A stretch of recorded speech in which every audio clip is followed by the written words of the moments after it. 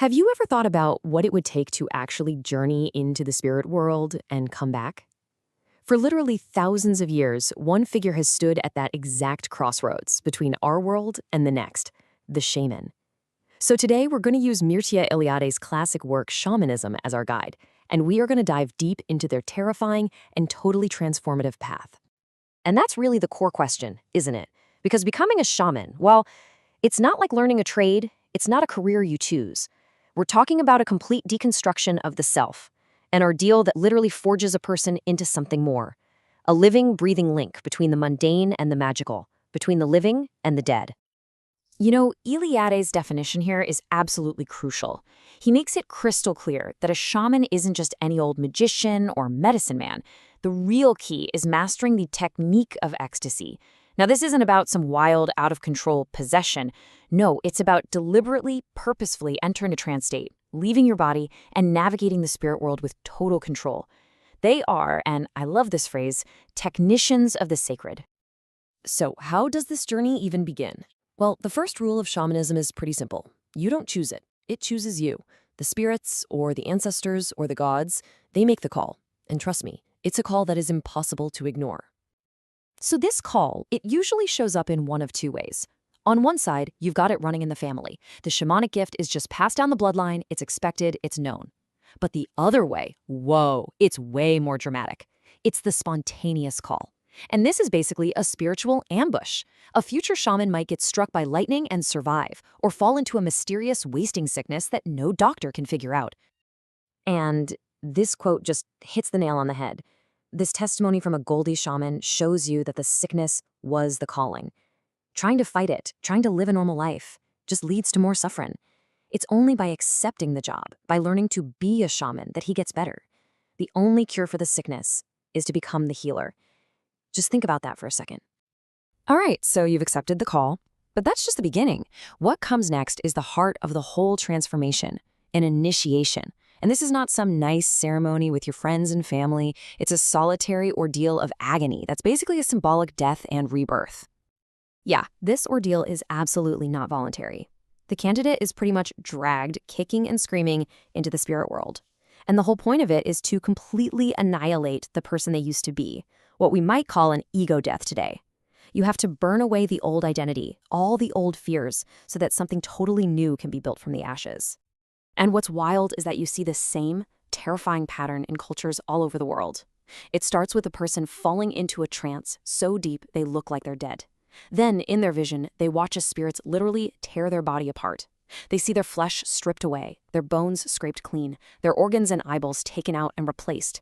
They are completely destroyed, and then meticulously rebuilt. When they finally wake up, they are, in a very real way, not the same person. They've been reborn. And this account just makes that whole abstract horror feel so personal. My body is muddled. Wow. It was no longer alike all over. The experience leaves a permanent mark. It's a psychic and spiritual rearrangement. The outside world might look the same, but the person who's looking out at it has been changed forever. Okay, so you've survived death and rebirth. What now? Well, now the new shaman has to learn to navigate this completely new, unseen reality they live in. They have to learn the map of the cosmos. And it's funny, you can kind of see a map right here in the table of contents of Eliade's book.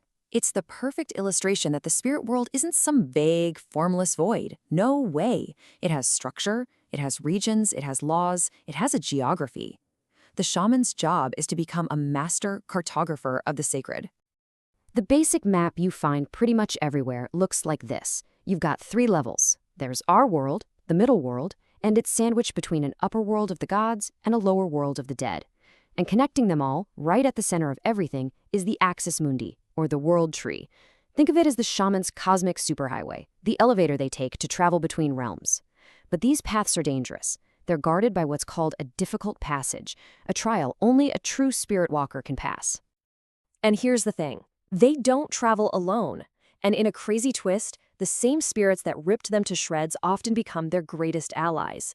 These helping spirits, which often look like animals, a bear, an eagle, a wolf, they act as guides, as bodyguards, and as a source of power for the shaman on their journeys into the great unknown. So you might be wondering, what is the point of all this? The brutal initiation, mapping other worlds. What's it all for? Well, the journey is never for the shaman's own benefit. The final, most important step is to come back home and put these new powers to work for the community. Back in the village, the shaman is absolutely indispensable. As a healer, they might see that an illness is caused by soul loss, meaning they have to go on a rescue mission to the land of the dead to get it back. As a psychopomp, which is just a cool word for a guide of souls, they make sure the spirits of the dead make it safely to the other side so they don't get lost. And as a diviner, they're the spiritual guardian of the entire tribe, keeping everything in balance. So in the end, all that suffering serves a powerful purpose. They go through the ordeal so that their community doesn't have to. They are broken apart and remade into a living bridge, and the spiritual health of their entire society depends on them being able to walk back and forth between worlds. And this brings us to Eliade's really profound final point. He's basically saying that this shaman archetype, this pattern of traveling to other worlds, isn't just some old historical curiosity. No, it speaks to something fundamental and timeless about being human, a deep, powerful need we all have to connect with a reality beyond the one we see every day. Which really just leaves us with a final question for you. Think about the stories we love today, our modern myths, right? Superheroes, chosen ones, and epic fantasies. How many of them start with a life-shattering crisis, a symbolic death of their old, normal self, and a rebirth with incredible new powers, powers they have to use to serve the world? This ancient journey, it seems, is a story we just can't stop telling ourselves.